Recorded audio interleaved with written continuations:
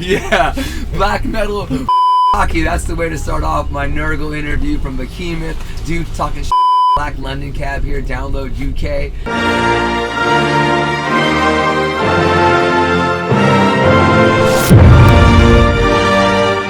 Really, dude, I mean, I saw the picture on Instagram too. I saw your performance. It sounded awesome, dude. Thank you so much. Yeah. Thank you. How did it feel? It felt amazing, and it was pretty flawless, and we were literally on fire, and like the spirits and everything was high, and we're really into that, and like it hardly ever happens. 4 guys in a band, 4 happy with the show. Yeah. So yeah, it must have Nice. been it must have been like one of the best shows we've done here, and maybe ever. I don't know. It was amazing. How many downloads has it been, Nurgle? That was second or third. I know that we did one before, maybe 2, but I'm the worst when it comes to memory. Yeah. So I might be wrong here, but that was definitely that was maybe 3. Nice. But 2 for sure. Well, dude, congratulations on kicking downloads ass here and on everything, man. You guys. Excuse me, can we get on the highway, please? You want to go to an exotic dance club, please? Just imagine going with that pace to back to Poland. Oh my God, I can't even imagine. I mean, but it is my first experience here in download, so Wait. yeah. I mean, it's rainy and muddy, but that's everybody said it would be that way. But you guys have been on fire, Nurgle, dude. Just all the shows you guys. I mean, you were on stage with Slayer.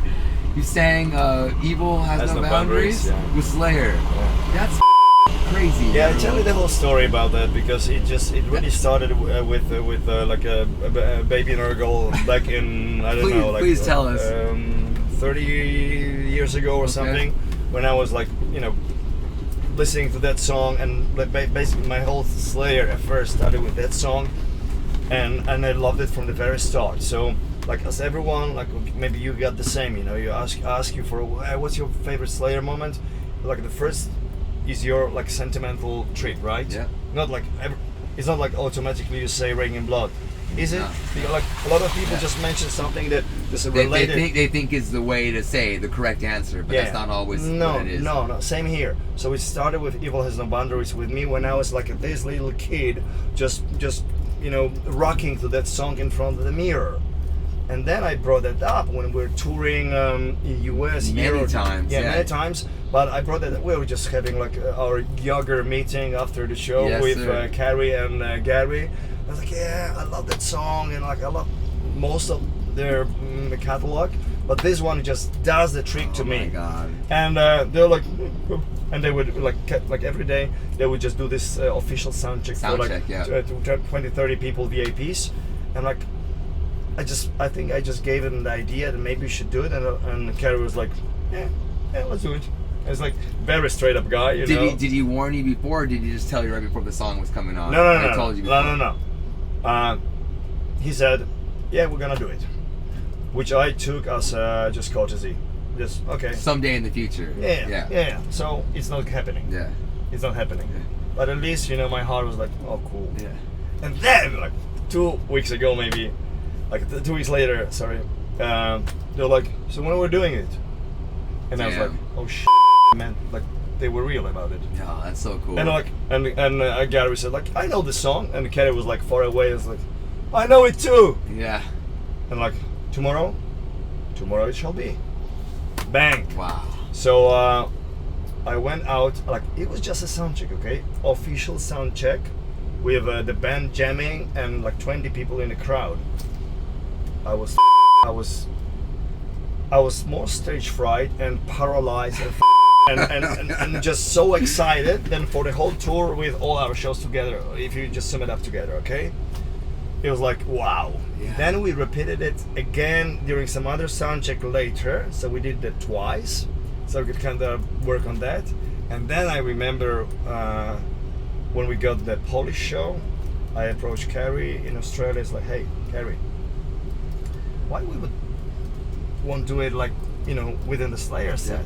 And he goes like, oh, I have to learn it again. But and then he goes like, because he really loved my like the you know, anti-pop hat. Yeah. He goes like, we do it if you'll be wearing that. Yeah, and deal. Sign. And then I immediately answered, of course. but of course I wouldn't, because they wouldn't work for Slayer. But I really wanted to do it, so I just promised, yeah, of course, anything you want, we'll do it. So we just stick to that, you know. And then they started the tour, and I checked the set list, and Evil Has No Boundaries is in the set list. Oh man, dude. And I was like, you've come a long way, Nurgle, dude. I mean, I remember first meeting you in 2007 at the Ozfest. Ozfest, the Free Fest. It was we did an interview with you in New Jersey. I remember at that. The, I do remember that at show. the PNC Bank Arts Center, man. Yeah, so it's been cool to see your rise, your entrepreneurship, your health. You know, all the famous people that you know. I don't know, man. Like you're like someone that's in metal, but that it has. You're doing a lot, dude. You have your businesses, you have your yoga and stuff, and. But in the first place, don't tell me to shoot, mate. Don't tell me to shoot. Whoa, that was impressive.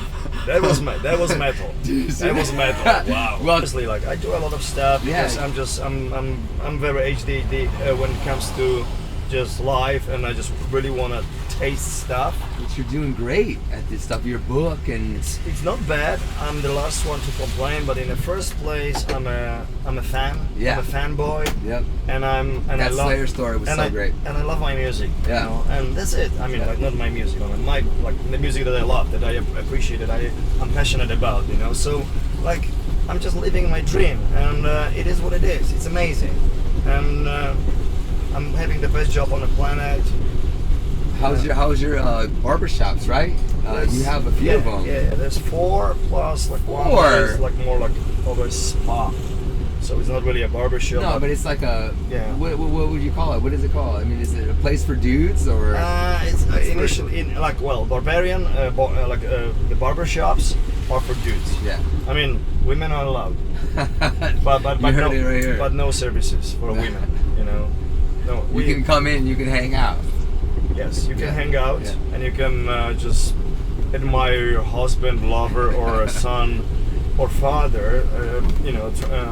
Transition into a gentleman, so to say. So you have 4 of these locations with you want to expand, obviously. I would just expand it to this thing that is not really a barbershop, but it's called Barbarian Aesthetic. Yeah. Which is just stuff that you can, if you have let's put it that way, if you have problems with your hair on your back and you look like gorilla, we'll take care of it. You do like shaving, waxing and all stuff. Wait, let me ask you. But no Brazilian wax. Let me ask you. Let me ask you first. I mean, do you get that stuff? Do you get waxed and stuff like that? No, I don't. Do you get like your areas down here and all that stuff? No. I do it myself with the razor. Yeah, all right, good. Risky. Well, I do the same thing. So no. Now, how's your love life?